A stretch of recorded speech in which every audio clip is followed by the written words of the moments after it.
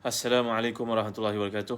Innal hamdalillah nahmaduhu wa nasta'inuhu wa nastahdihi wa nastaghfiruh wa natubu ilaihi wa natawakkalu alaihi wa na'udzu billahi min shururi anfusina wa sayyiati a'malina. May yahdihillahu fala mudilla lahu wa may yudlil fala hadiya lahu. Allahumma salli wa sallim wa barik ala Muhammad wa ala ali Muhammad kama sallaita wa sallamta wa barakta ala Ibrahim wa ala ali Ibrahim fil alamin innaka Hamidum Majid. Amma ba'd. Wassalam, sahabat yang dimiliki Allah sekalian. Syukur pada Allah kerana pada malam ni kita dipertemukan dalam satu majlis ilmu, dan mudah-mudahan kehadiran kita dicatat oleh para malaikat sebagai usaha untuk menyuburkan iman, menambah kekuatan hubungan kita dengan Allah SWT. Wassalam semua yang hadir, Siti Khadijah, Sakura, Wasfani Ahmad, semua yang hadir pada malam yang mulia ni. Harap tuan-tuan tak keberatan untuk share video ni kepada teman-teman kita lain. Moga-moga ada satu mutiara yang dapat kita pelajari pada malam ni. Ana Sufi Fauzia Ismail, ahlan wa sahlan ya. Ayat yang menjadi renungan kita pada malam ni cuma dua saja, iaitu ayat ke-27 dan juga ayat ke-28 daripada surah Al-Insan. Bagi tuan-tuan yang berkesempatan, tolong buka tafsir Ibnu Katsir yang saya selalu cadang kepada tuan-tuan untuk milikinya sebagai satu koleksi untuk memahami kalam Tuhan. Milikilah tafsir Ibnu Katsir. Kami sedang dengan kempen sekarang, memiliki tafsir Ibn Katsir dapat hadiah kitab Fiqh Mizan, dan akan layak untuk menyertai kuliah online tentang kitab Fiqh Mizan yang penting itu. Sama ada kita kepimpinan, kita ibu ayah, kita pelajar, kita mahasiswa, mahasiswi, eloklah memahami Fiqh Mizan yang disampaikan oleh penterjemahnya, Syekh Fawaz Fadil.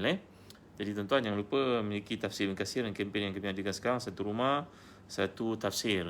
Satu madrasah, satu tafsir, satu masjid, satu tafsir, satu pejabat, satu tafsir. Alhamdulillah semua barakallahu fikum. Nazri, Hajah Hamidah, semua yang hadir pada malam ni. Baik, lihat ayat 27 dan 28 daripada surah Al-Insan. Kita dah menuju ke penghujung episod yang indah daripada surah yang dicintai oleh Rasulullah ini sallallahu alaihi wasallam. A'udzubillahi minasyaitonir rajim. إن هؤلاء يحبون العاجلة ويذرون وراءهم يوما ثقيلا نحن خلقناهم وشددنا أسرهم وإذا شئنا بدلنا أمثالهم تبديلا. Sadaqallahul Azim. Sungguhnya orang kafir menyukai kehidupan dunia. Mereka tidak mempedulikan kesudahan mereka, padahal hari yang berat itu, tentang hari yang sangat berat di hari akhirat. Kami telah menciptakan mereka dan menguatkan sendi tubuh mereka. Apabila kami kehendaki, kami sungguh-sungguh mengganti mereka dengan orang yang serupa dengan mereka. Muslim-muslimat rahmati dan dikasihan, pada kuliah lalu saya telah bincangkan bagaimana perspektif orang Islam berbanding dengan orang kafir tentang kehidupan dunia. Hafizah Jazuri, Siti Saha, Hajah Hafizah, barakallahu fikum. Sahabat semua, Sayyidatina Salwa, masya-Allah. Indahnya nama Muhammad Hakim, terima kasih. Muhammad Izzuddin, barakallahu fikum. Jadi saya diceritakan kepada tuan-tuan tentang pandangan manusia ni. Contohnya Ilya Abu Madhi adalah seorang penyair Kristian Arab yang terkemuka di Lebanon, yang menceritakan dalam kehidupan ni, lastu adri, ayat dia. Indah sangat syair yang disampaikan itu. Tapi penghujungnya menampakkan ketidakpastian golongan kafirin ini tentang kehidupan dunia, perkaya untuk berhibur semata-mata ataupun ada satu matlamat di sebaliknya.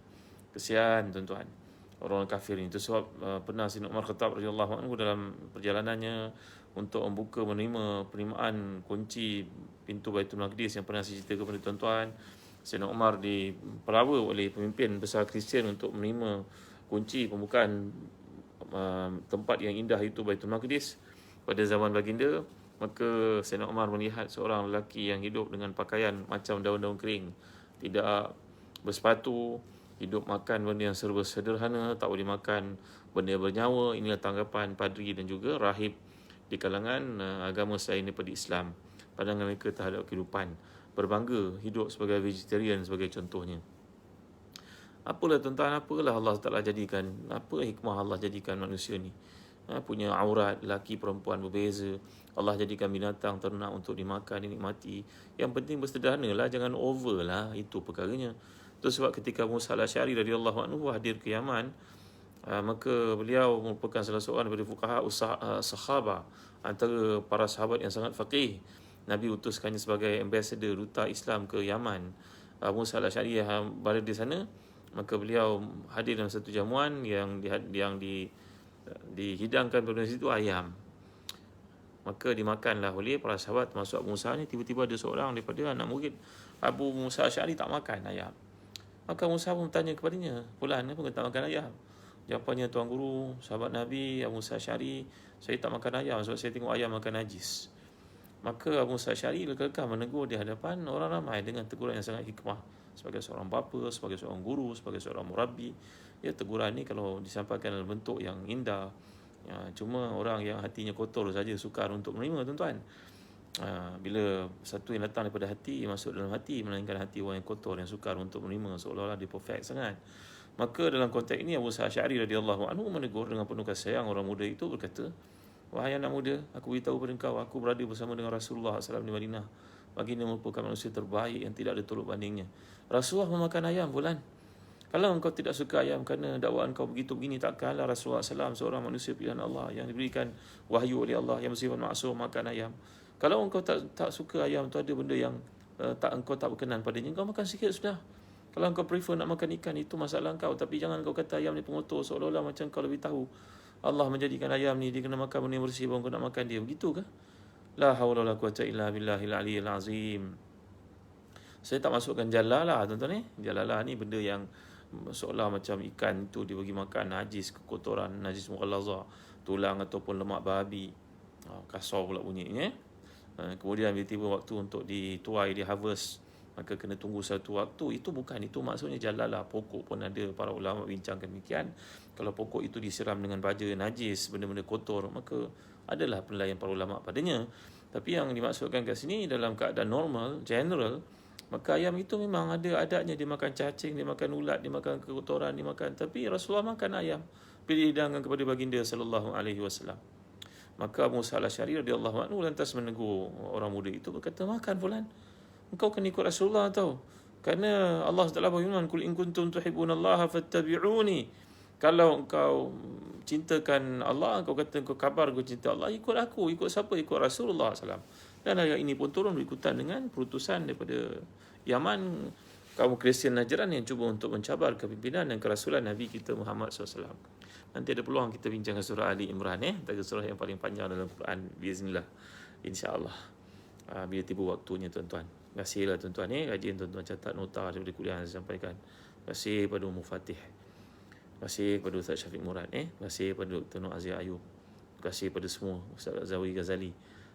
Semua penyokong tegar kuliah tafsir cinta kepada ilmu. Saya pun nak sampai kepada tuan-tuan, ni bukan sembarangan. Saya kena baca, tuan-tuan. Ilmu saya pun tak ke mana. Kena bincang, kena cari.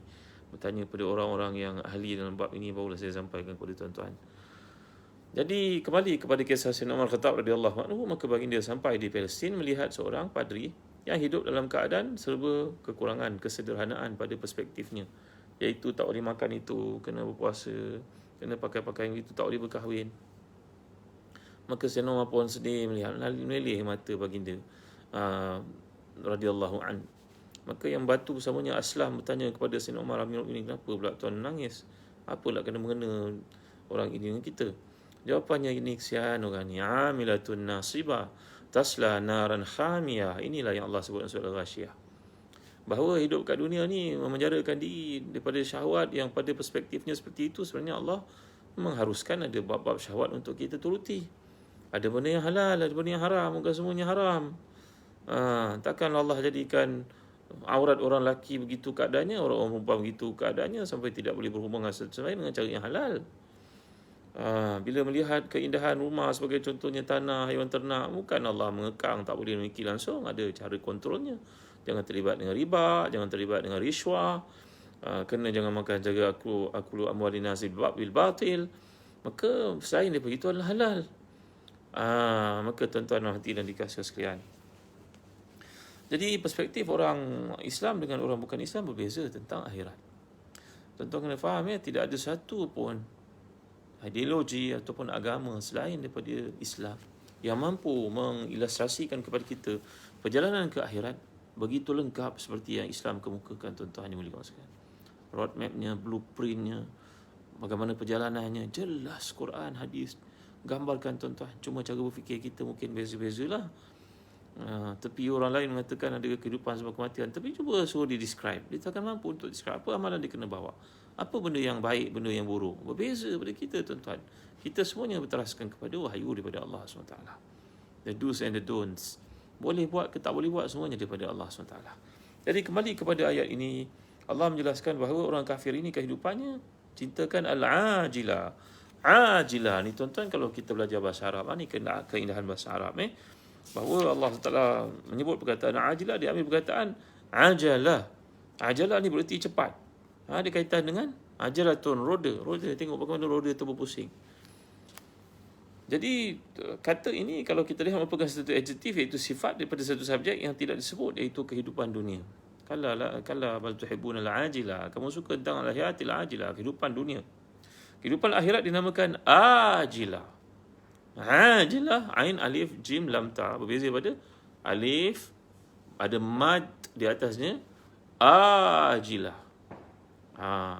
Ajilah ain alif, itu benda yang cepat. Tapi kalau benda yang lambat, ajilah, alif atasnya ada tanda mad, ajilah, yang tu ajilah, ain. Jadi kalau sebut ajilah ni adalah satu gambaran yang Allah Taala gambarkan kehidupan dunia yang bersifat ukhrawi, yang mana kita berada dalam satu perjuangan untuk melawan gelojak hawa nafsu dan juga rayuan syaitan. Jadi dari sudut yang lain, apa yang diperoleh daripada kenikmatan dunia ini mudah dan cepat punahnya. Inilah kehidupan dunia. Ajilah. Satu benda yang bersifat ajilah, benda yang akan berakhir. Kita berada dalam peringkat umur, kita rasa baru graduate daripada universiti. Tiba-tiba dah 20 tahun berkahwin. Tiba-tiba anak kita pula dibina orang. Tiba-tiba anak kita pula dah dapat berkahwin, dapat anak, dah dapat cucu pula. Subhanallah, Masya Allah, Tabaraka wa Ta'ala. Hari Jumaat yang lalu baru saja kita baca surah Al-Kahfi, dah datang Jumaat yang sekarang ni. Rasa macam baru je kita bincang tentang Muharram. Dah masuk bulan Muharram yang baru. Maka inilah kehidupan dunia tuan-tuan, yang sifatnya seperti roda berpusing. Ajalatul zaman. Jadi roda zaman ini berpusing, ada kalanya kita di atas, ada kalanya di bawah. Jadi apa yang dari sudut yang kita dapat lihat kat sini tuan-tuan, kenikmatan dunia ni satu benda yang sifatnya cepat musnah, cepat berakhir. Kita pasti akan meninggalkannya sama kita suka ataupun tidak. Kullu ma huwa atin qarib, orang Arab kata, semua benda yang akan berlaku, semua benda yang akan datang itu pasti berlaku. Cepat atau lambat, kamu tetap akan mengalaminya. Proses penuaan, ya tuan-tuan ni mulia Allah sekalian. Maka uban pun mula tumbuh di kepala, anggota pun mula kendur, mata pun mula kabur. Inilah dia kehidupan dunia punya sunnatullah. Buatlah apa sahaja sekalipun untuk anti-aging, tapi ia tetap berlaku tuan-tuan ni mulia Allah sekalian. Kudrat mula kurang. Maka inilah dia yang sifat yang digambarkan oleh Allah SWT. Jadi kecintaan kepada kehidupan dunia ini dengan mengabaikan akhirat dapat dilihat tuan-tuan bila Allah gambarkan kat sini bahawa golongan sekular dan juga golongan yang cintakan dunia, hubbud dunia ini, maka mereka tidak mempedulikan langsung beratnya hari akhirat. Dan Allah gunakan perkataan wa yadharuna wara'ahum yawman thaqila. Wa yadharuna, yadharuni perkataan yadhara. Dia perkataan wadhara. Wadhara ni kalau kita belajar bahasa berarti memutuskan. Kemudian pengertian itu berkembang.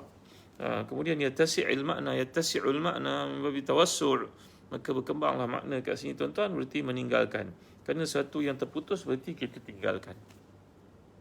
Umpama kita perhatikan kita bunuh cicak, bukan? Cicak nak menyelamatkan dirinya, dia pun putuskan dirinya pada ekor untuk divert kita punya fokus kepada badannya itu. Kita pun tengok ekor kita terlupa kepalanya, terlupa badannya yang kita kena musnahkan itu. Maka demikianlah perkataan wadhara, berarti putus.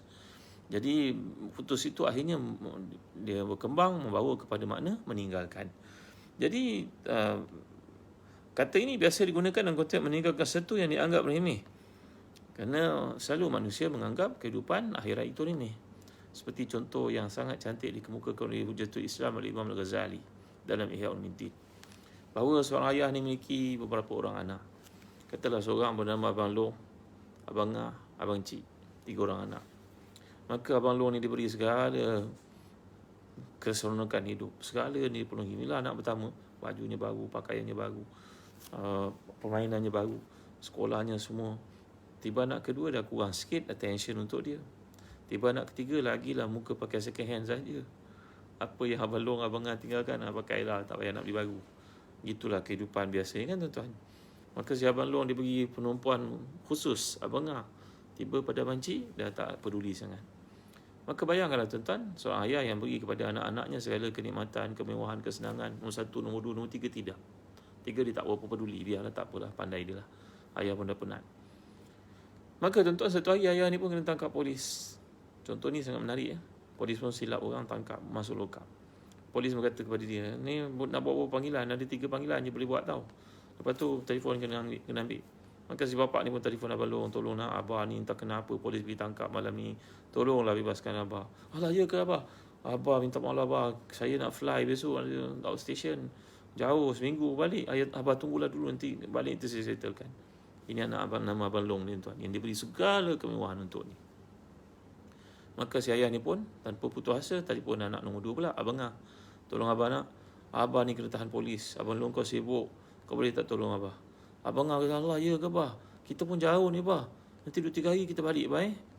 Abang ni pun Allah kesiannya, tadi pun anak bernama abang cik ni tadi, abang cik ni tidak diberi kepadanya apa-apa privilege. Duduknya pun jauh, belajarnya pun tak tinggi, apa-apa yang diberi pun padanya tidak seperti abang long dan abang tadi pun abang cik ni duduk jauh, dia pula tak ada kenderaan yang proper nak balik semula ke tempat ayahnya.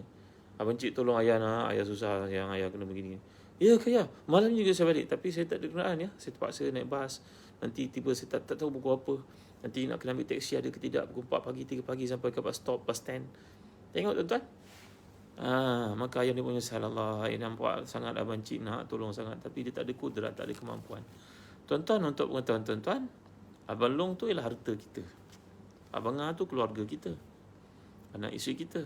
Tu abang cik yang kita ketepikan, yang kita tinggalkan, yang kita nazaru tu, ya zaruna yauman thaqila, tinggalkan langsung, tak peduli langsung. Itulah abang cik. Amal soleh kita, asal dan buatlah, teringat nak buat duha buatlah, tak ada tak payah nak fikirlah, tak buat susah. Malam tengok movie sampai tengah malam, besok bangun lambat pun tak kisahlah, taubatlah. Senang tuan-tuan. Macam tu kehidupan Maka apa jadi? Bila dalam keadaan tersepit ke akhirat, barulah terfikir amal soleh ni tak boleh buat apa, amal soleh tak cukup. Maka inilah yang dimaksudkan oleh Allah Azza perkataan wadhar ini, kita putuskan diri kita daripada benda yang penting sebenarnya. Allahu Akbar, la ilaha illallah, masya-Allah, tabaraka wa taala. Tuan-tuan jangan lupa saya sampaikan pesan daripada penaja, dapatkan Hawat Sauda Birkah daripada Zazan Travel. Mari kita gunakan pada musim pandemik ni sebagai satu ikhtiar, kerana padanya ada syifa, ada rawatan, Nabi panggil sebagai barakah, keberkatan. Inilah yang ada pada Habatus Sauda yang kami telah proses untuk mudah tuan-tuan gunakan seperti ini. Kapsul seperti ini. Bismillahirrahmanirrahim. Tuan boleh telan, boleh kunyah, boleh letak dalam handbag, boleh letak dalam briefcase. Hadiahkan kepada teman-teman kita, adik-adik kita, ayah ibu kita. Bismillahirrahmanirrahim.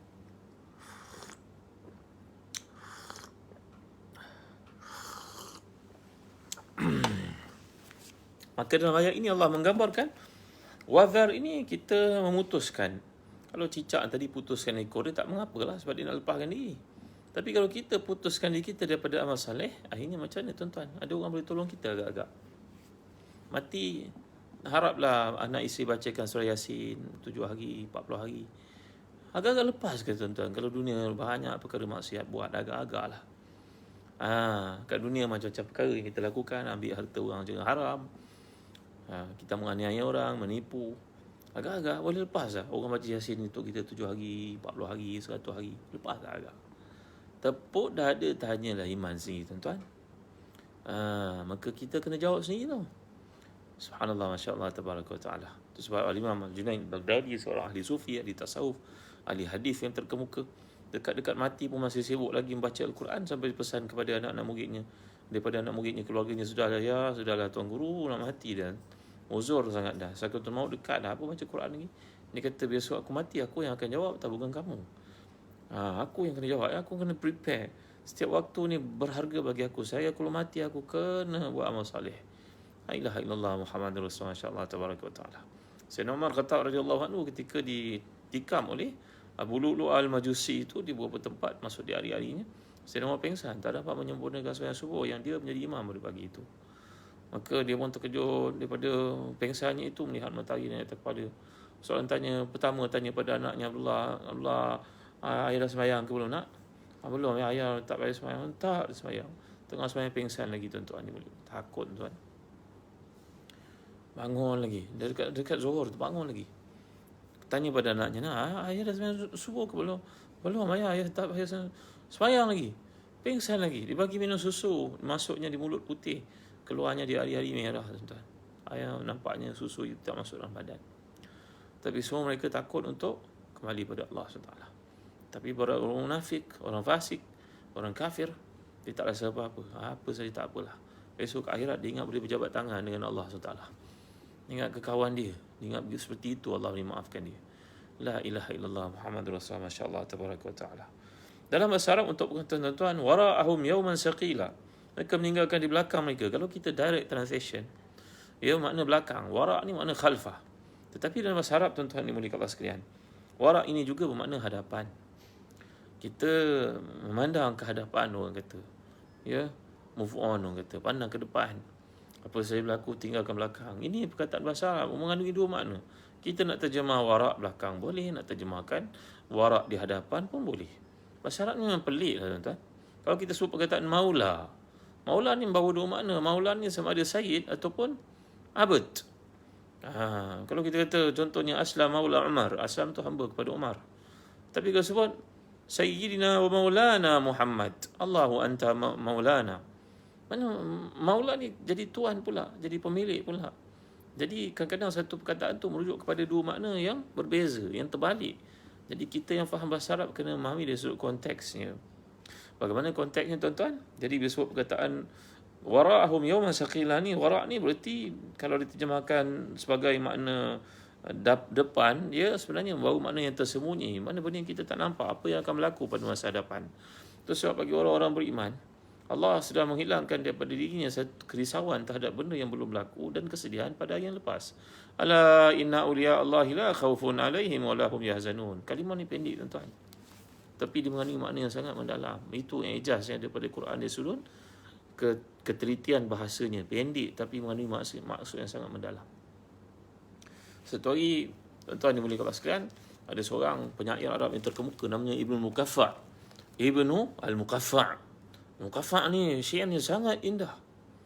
Ibnu Mukaffa' ni cuba mencabar, dia pernah jadi orang zindik. Zindik ni mana orang yang dekat dengan kafir lah tuan-tuan. Maka dia terpengaruh dengan pandangan-pandangan dakwah kafir ni, maka dia nak mencabar Quran. Dia kata, aku akan buat satu yang mirip dengan Quran, mengatasi Quran dari sudut keindahan bahasanya. Tuan-tuan dimuliakan Allah sekalian, tiba-tiba ketika dia sedang berfikir nak menulis itu, dia terdengar seorang budak mengaji Al-Quran, menghafaz Quran, mentasmi' Quran dengan ayahandanya. Ayat ni tuan-tuan, a'udzubillahi minasyaitanir rajim. Wa qila ya ardu bla'i ma'aki wa ya sama'u aqli'i wa ghidha al-ma'u wa qudiya al-amru wastawat 'ala al-judi wa qila bu'dan lil qaumidh zalimin. Ayat ni tuan daripada surah Hud ayat ke-44. Maksudnya kami berfirman kepada bumi, wahai bumi, telanlah engkau air yang melimpah-limpah ini. Ini ayat berkaitan dengan banjir berlaku pada zaman Nabi Nuh, ya. Wahai bumi, telanlah air yang melimpah-limpah ni, dan langit berhentilah daripada menurunkan hujan. Wa qudiyal amru wastawat 'alal judi. Maka segala urusan itu yang telah ditetapkan oleh Allah itu berhenti di situ. Wastawat 'alal judi, dan kapal yang membawa Nabi Nuh dengan sekalian rakyat dan haiwan itu berlabuh di atas bukit Judi.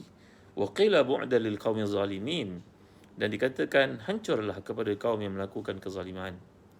Ayat ini pendek tuan-tuan, tapi dia mengandungi arahan pada benda yang tidak boleh berfikir, iaitu bumi, iaitu langit. Mana dia ada akal untuk berfikir? Kalaulah ia dikatakan manusia biasa, mustahil berlaku tuan-tuan. Tapi dikatakan oleh Allah, pemilik kepada segala makhluk yang raksasa yang besar-besar itu, gergasi yang besar-besar itu, maka tentulah ia datang daripada Allah. Ibnu Mukaffa' yang tadi cuba untuk menandingi Quran tuan-tuan, dia mendengar budak lelaki itu baca dengan tasmik dengan ayahnya, Terus dia campak pen-pen dan ketah-ketah dia. Celakalah nasibmu wahai Ibnu Qafa'. Berani kau cabar Allah. Engkau tak kerti ke? Takkanlah manusia biasa cakap macam tu Ibnu Qafa'. Alangkah bodohnya engkau cuba untuk mencabar Tuhanmu wahai Ibnu Qafa'. Berhentilah engkau daripada benda yang zindik ini. Terus dia bertaubat pada Allah SWT. Ayat ini kata Syekhul Islam Ibn Taymiyah, ayat ni boleh baca kalau kita ni mengalami pendarahan, tuan-tuan.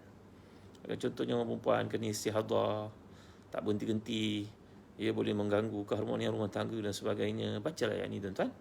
Waqila ya ardu mala'i ma'aki wa ya sama'u aqli'i wa ghidha al-ma'u wa qudiya al-amru wa stawat 'ala al-judi wa qila bu'da lil qaumi zalimin. Ayat ini baca, tuan-tuan, sebagai amalan para salafus salih. Bahawa orang yang mengalami pendarahan, oleh aksiden darahnya keluar, kita nak tunggu ambulans datang, baca ayat ni, tuan-tuan. Ayat 44 surah Hud. Orang yang mengalami pendarahan, orang yang mengalami apa-apa lah, dalam kes-kes seperti itulah, tuan-tuan, darah banyak keluar sebagai contohnya. Ini saya kongsikan daripada pengalaman para ulama salafus salih, seperti disebut oleh Syekhul Islam. Dibaca pada orang yang mengalami pendarahan ni, minta kepada Allah, ya Allah, berhentikanlah darah, kasihanilah hamba-Mu ini. Sebagaimana engkau mampu untuk menghentikan langit daripada menurunkan hujan dan bumi daripada menakungkan air, engkau jadikan air itu keluar disedut dari bumi, maka ya Allah, sedutlah segala keburukan daripada tubuhnya, stoplah darah ni daripada keluar, wahai Tuhan. Gitu, tuan-tuan yang mulia sekalian. Jadi saya kembali kepada perbincangan ni tadi tentang ayat yang dimaksudkan itu, sebab kalau kita nak tadabbur ayat Allah, kita kena faham balaghah, tuan-tuan. Ini satu aspek yang penting untuk mendalami Quran. Tanpa balaghah, kita baca Quran ni, kita akan faham apa Allah maksudkan sebenarnya kat sini. Kerana keterkaitan itu dalam usaha kita untuk tadabbur Quran. Jadi dalam ayat kat sini, perkataan wara' ni saya dah jelaskan kepada tuan-tuan, datang perkataan sembunyi. Mana benda kat depan kita tak nampak, ia berada kat depan kita, satu benda yang tak pasti. Yang saya jelaskan tadi, kaitan bila Allah gambarkan orang para walinya itu, Allah hadiahkan untuk mereka ketenangan, iaitu hati mereka tidak gundah gulana, kerana mereka tidak mempunyai keresahan pada benda yang belum berlaku. Dia panggil anxiety, kan? Mana risau je apa akan berlaku akan datang, risau. Tak selesai risau je dalam fikiran. Kan Allah ada. Lagi satu sedih. Al-huzn ala ma fat. Rasa sedih je. Itu teringat benda-benda lalu, pengalaman lalu, dianiaya orang, ditipu dan sebagainya. Benda itu menghantui kita. Jadi dua benda ni kalau tidak ada dalam kehidupan, maka hidup orang itu akan jadi aman. Kerana dia adalah wali Allah. Ala inna awliya Allahi la khawfun alaihim wa lahum yahzanun. Sungguhnya wali Allah itu, Allah telah menghilangkan daripadanya kerisauan pada benda yang belum berlaku dan juga kesedihan pada benda yang telah dilalui. Dua benda ni kalau tak ada, hidup kita aman, tuan-tuan. Hidup kita senang, kita tak ada bermusuh dengan orang, kita duduk mana pun Allah bersama kita, kena yakin. Ini dia, tuan-tuan, puan ni dekat sana. Kita berada pada musim yang sangat sukar. Semua orang sukar, tuan-tuan. Bukan orang miskin saja sukar, usahawan pun sukar. Orang yang kaya raya yang punya pekerja ribu-ribu pun nak bayar gajinya macam mana? Pendapatan tak ada pada musim ini. Maka moga Allah selamatkan kita daripada kerisauan dan kesedihan, ya. Jadi andai saudara terjemahkan perkataan wara' ni dengan makna belakang, maka yang dimaksudkan kat sini tadi saya sebut perkataan hadapan akhirat. Kita tak tahu nasib kita di akhirat bagaimana. Hari-hari mendatang bagaimana pulangan kepada kita, tekanan yang barangkali kita lalui, kekurangan yang akan kita lalui, mungkin kemarau, mungkin kematian, orang yang tersayang, kita pun tidak tahu.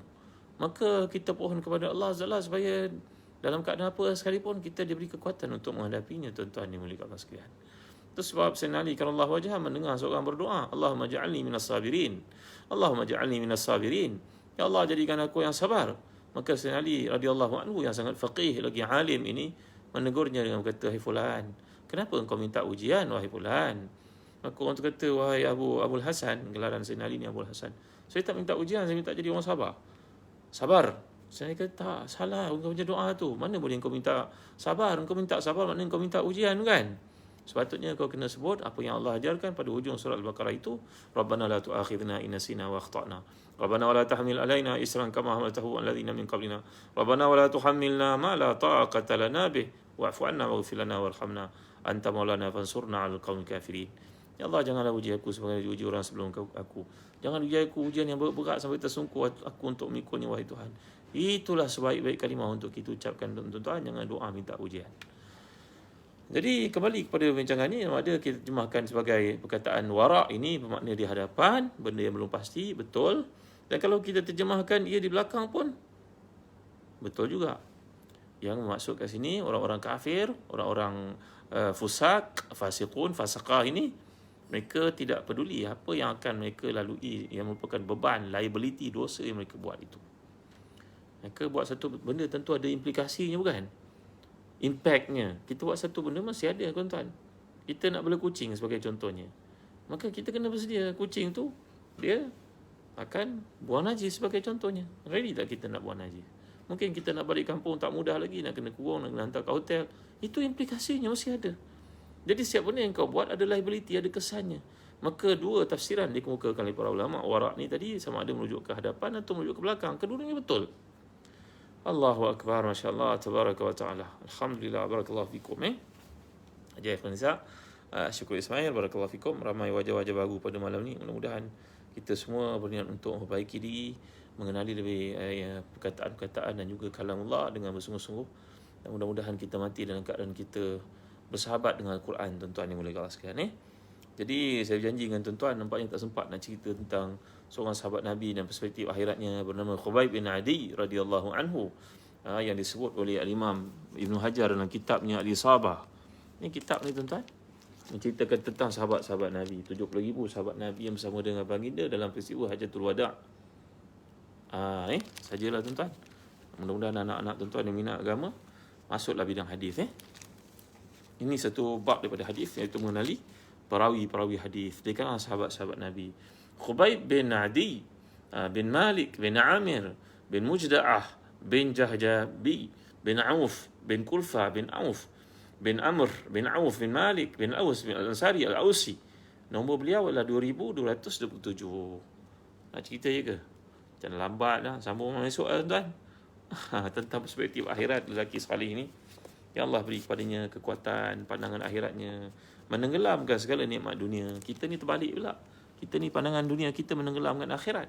Tapi mereka ni pandangan akhirat mereka menenggelamkan dunia. Dunia tak nilai mereka, tuan-tuan. Macam mana jadi orang macam mereka? Allahu Akbar. Masya Allah. Tabaraka wa ta'ala.